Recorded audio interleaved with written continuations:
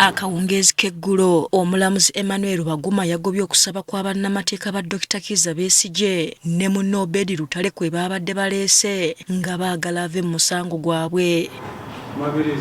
Bano bukyanga baleetebwa mu kkooti babadde tebasomerwanga misango gyabwe mu butongole.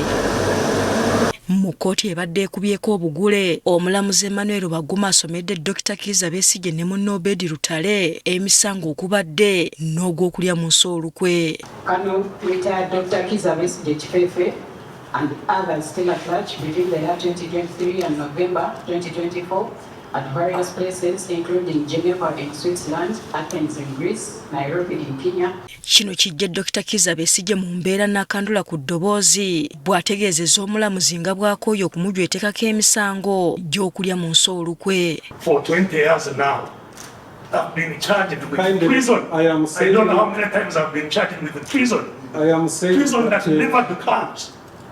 Doctor, so I have Besigye ne Lutale baganye okukkiriza oba okugaana emisango egibavunaanibwa nga bagamba nti tebayinza kukikola nga tebanneebuuza ku bannamateeka baabwe. How do you want me to plead when you have cut out the possibility of having the highly needed advice of my lawyers? I'm not in a position to plead without advice. It's okay.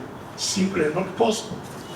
Wabula omulamuzi Emmanuel Baguma ali mu mitambo gy'omusango guno agenze mu maaso n'ayingiza mu bitabo bya kkooti nti bano emisango bagyegaanye.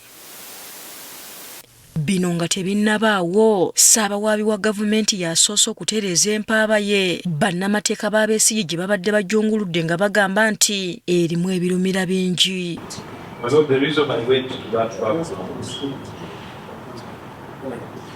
Is because the power that you exercise. Bano baddiziddwayo ku alimanda eruzira okutuusa ng'ennaku z'omwezi 21 omwezi ogujja. Hasfa Nanvuma agafeeyo ku Spark TV.